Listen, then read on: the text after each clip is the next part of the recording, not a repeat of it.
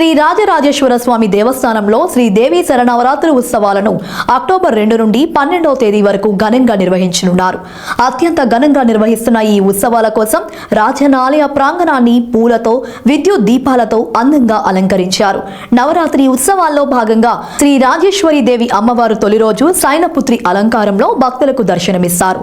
రెండవ రోజు బ్రహ్మచారిణి అలంకారంలో, మూడవ రోజు చంద్రగట్ట, నాలుగవ రోజు కుష్మాండ, ఐదవ రోజు స్కందమాత, ఆరవ రోజు కాత్యాయని, ఏడవ రోజు కాలరాత్రి, ఎనిమిదవ రోజు మహాగౌరి అలంకారం, తొమ్మిదవ రోజు మహానవమి సందర్భంగా సిద్ధిదాత్రిగా దర్శనమియనుండగా ఆలయ పుష్కరిణి నందు తెప్తోత్సవం నిర్వహించి చివరగా 10వ రోజు విజయదశమి పర్వదినాన్ని పురస్కరించుకొని మహాలక్ష్మి అలంకారం, తదనంతరం శ్రీ రాజరాజేశ్వరి దేవి అలంకారంలో దర్శనమివ్వనున్నారు.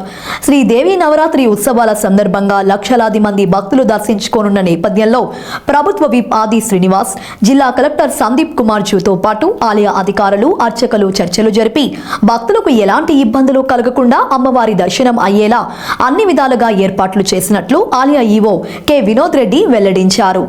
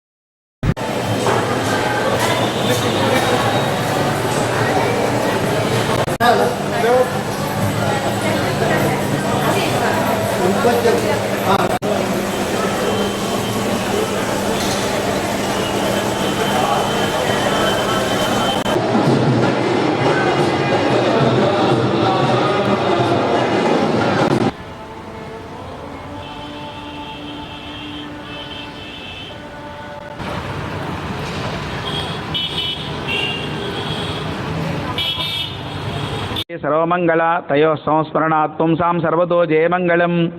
వేములవాడ రాజరాజేశ్వర స్వామి వారి యొక్క క్షేత్రంలో 3వ తారీఖు నుంచి 12వ తారీఖు వరకు అమ్మవారి యొక్క శరన్నవరత మహోత్సవాలు ఆరంభమవుతాయి. 3వ తారీఖు రోజున స్వామివారి యొక్క కళ్యాణ మండపంలో పుణ్యాహవాచనము, ఋత్విక్వరణము, అలాగే అమ్మవారి యొక్క ప్రీత్యర్థం 9 రోజుల పాటు ఉదయం మరియు సాయంకాలం వేళ శ్రీసూక్త, దుర్గా సూక్త ద్వారా మహాభిషేకం, లలితా సహస్రనామ, అష్టోత్తరనామ సహిత కుంకుమార్చన, దేవీ చతుషష్ఠోపచార పూజలు ప్రతినిత్యం కూడా ఉదయం సాయంకాలం వేళ జరుగుతుంది. భక్తులందరి సౌకర్యార్థం కూడా స్వామివారి యొక్క ఆలయంలో బాలా త్రిపుర సుందరి అమ్మవారి వద్ద ఇట్టి పూజా కార్యక్రమాలు చేసుకోవడానికి కూడా అవకాశాన్ని ఇవ్వడం జరిగింది. అయితే ఈ నవరాత్రి ఉత్సవాల్లో భాగంగా మనకి శైలపుత్రి, బ్రహ్మచారిణి, చంద్రఘంట, కూష్మాండ, తర్వాత కాత్యాయని, ఇలా వరుసగా 9 రూపాలతోటి ప్రతినిత్యం ఒక్కొక్క రూపంతో అమ్మవారిని అలంకరింపజేసి అమ్మవారికి చతుషష్ఠోపచార పూజలు చేయడం జరుగుతుంది.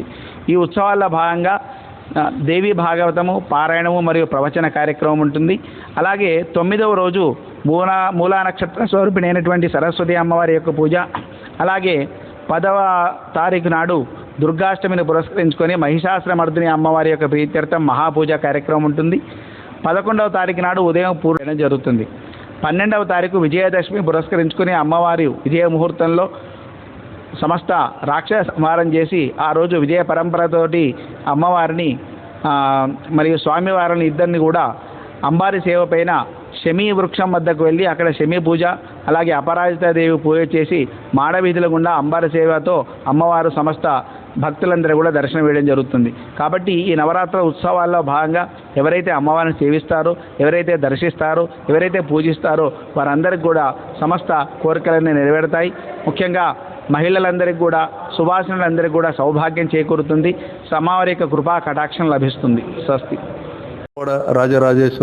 రాజరాజేశ్వర స్వామి దేవాలయం నందు రాజరాజేశ్వరి అమ్మవారు, బాల త్రిపుర సుందరి దేవి అమ్మవారు ఇద్దరు కూడా ఆలయంలో కొలువై ఉన్నందున దేవీ నవరాత్రి ఉత్సవములు అత్యంత వైభవంగా జరపడం అంటూ సాంప్రదాయబద్ధంగా కొనసాగుతున్నది. అదే సాంప్రదాయాన్ని మేము కంటిన్యూ చేస్తూ ఈ సంవత్సరం కూడా భక్తులు అధిక సంఖ్యలో ఈ యొక్క నవరాత్రుల అమ్మవారిని దర్శించుకునే అవకాశం ఉంది కాబట్టి వాళ్ళకి ఎటువంటి ఇబ్బంది రాకుండా భక్తులకు క్యూ లైన్లలో కానీ తర్వాత దర్శనం సదుపాయాల్లో కానీ అన్ని రకాల ఏర్పాట్లు చేయడం జరిగింది.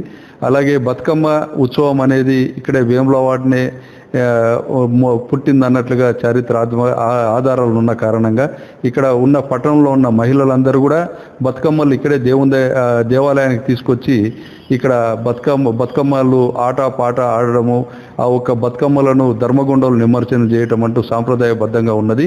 వాళ్ళకు కావాల్సిన ఏర్పాట్ల గురించి స్థానిక ఎమ్మెల్యే గారు ఆది శ్రీనివాస్ గారు అలాగే జిల్లా కలెక్టర్ గారు ఇద్దరు కూడా సమీక్ష సమావేశం జరిపి మాకు అధికారులకు తగిన సూచనలు కూడా ఇవ్వడం జరిగింది.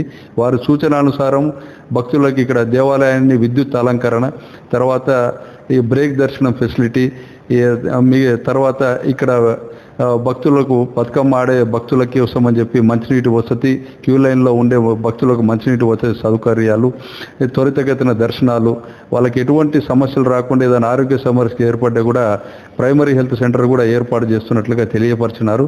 కాబట్టి భక్తులందరూ కూడా ఈ యొక్క దేవి నవరాత్రి ఉత్సవంలో అమ్మవారి 9 అలంకారాలు కూడా మీరు చూసి తరించేలాగా మేము అన్ని ఏర్పాట్లు చేశాము.